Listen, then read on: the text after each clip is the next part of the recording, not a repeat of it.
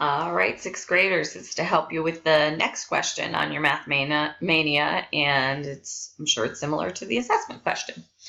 It says the most common women's shoe size in the U.S. is reported to be an 8.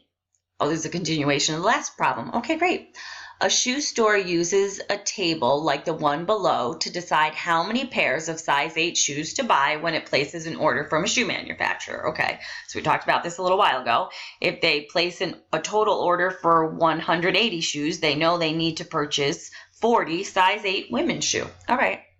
Plot the values from the table on the coordinate plane and label the axes. Then use the graph to find the number of pairs of size 8 shoes the store orders for a total, if they have a total order of 135 pairs. So the total order would be 135. So when the total order is 135, they're wondering how many size 8 we need to buy. Okay. Now there's different ways to plot this. I'm going to plot it the way it's set up here. So I'm going to plot it as T, S, the total on the x-axis and the number of size 8 on the y-axis. As long as you label your axes correctly, you can actually set your graph up differently than mine. But I'm going to do 45, 10. I'm going to do 81, 18, 108, 24. 180, 40, and hopefully from that I'm going to be able to figure out 135, something. All right, so along the bottom, let's do S, which is the size 8. Only because I made that my first value. Oops, I didn't make that my first value here. Okay, scratch that. I made the total my first value. So this is total shoes. Oops.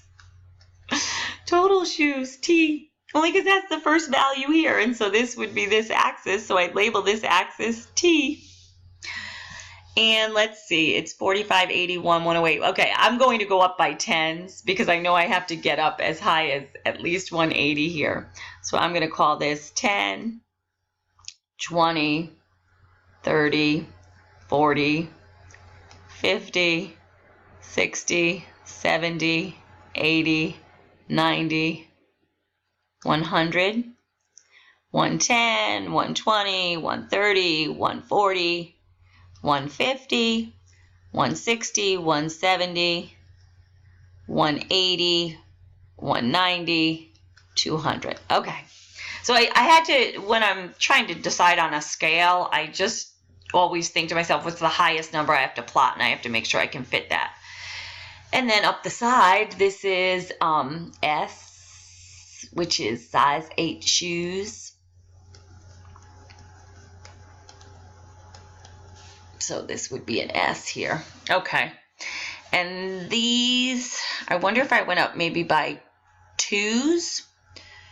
2, 4, 6, 8. I'm going to make that 10,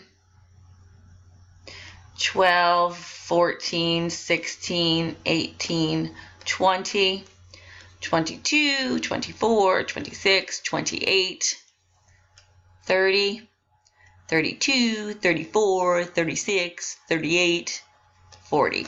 I knew I needed to plot up to 40, so that's why I chose to go by 10s.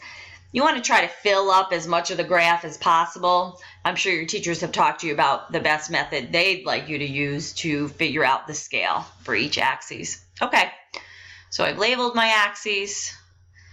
Plot the values from the table. I'm going to do that next. I've labeled my axes, so I've handled that, and then we're going to use the graph to determine some stuff. Okay, 45, 10. So this is a 10, 20, 30. This is 40. That's 50. So 45 is right in the middle. And then I have to go up to 10.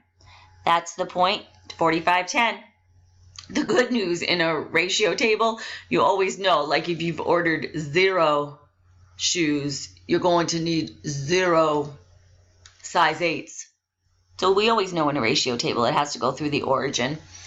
All right, So 81, 18. So 10, 20, 30, 40, 50, 60, 70, 80. So 81's real close to here. 81, 18. Up to 4, 6, 8, 10, 12, 14, 16, 18. So 81, 18 is going to be somewhere, oops, right around there. Oh, that's so ugly. Right around there. Okay. 108, 24. So let's see. This would be 110. So 108's about here. And then I got to go up 24. 2, 4, 6, 8, 10, 12, 14, 16, 18, 20, 22, 24. So this point right here is about 108, 24. Hopefully you're going to notice these need to go in a straight line up the graph because it's a proportional relationship. And so now I got to do 180, 40, 50, 150, 160, 170, 180, up to 40. Got to go all the way up to 40. And here's the problem. I do not have a straight edge here. So I have to guesstimate, but you're going to pick up a straight edge. And if I had a straight edge and my line was beautiful, I'd easily be able to pick off what was happening at 135, comma, whatever. We're going to figure out the whatever in a minute. Sorry about that. Whatever seems a little vague. All right. I'm just trying to make my line as pretty as possible, even though I have no straight edge here. Oh, this is bad. This is bad. This is bad. This is bad. All right. That's the best line I can do at this point. So if my line was beautiful, I could definitely just pull it right off the graph. So if I need 135, so that's 100, 110, 120, 131. So here's 135. So here's 135. So I got to go up at 135. Where do I cross the graph? So it looks to me like this. So this would be 135.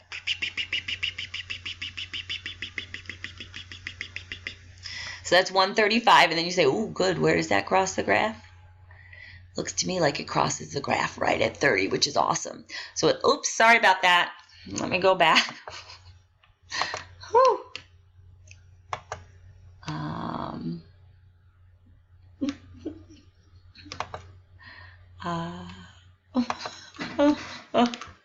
right, sorry about that. I'm going to be honest. I don't believe in doing more than one take on my videos, because I do a lot of them. So sometimes, you know, they're not the prettiest, not the most beautiful, and I go to black screen sometimes. Oh well.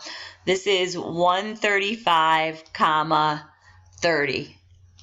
So that means use the graph to find the number of pairs of size 8 shoes if they order a total of 135. If they order a total of 135, they need to order 30 pairs of size 8 shoes. So that's using the graph. Now here's how I can check my work. I can go back to one of those equations. I can tell you my equations on the last screen was that if I had S to T, I knew that was 2 to 9. So here, if I have 2 to 9 equals, and I was given a total of 135, I bet you it must be 9 times 15 is 135, because 2 times 15 is 30. Let me just check that. How many times does 9 go into 135? 9 goes into 13 once. 9 times 1 is 9. 13 minus 9 is 4. Drag down a 5. Yep.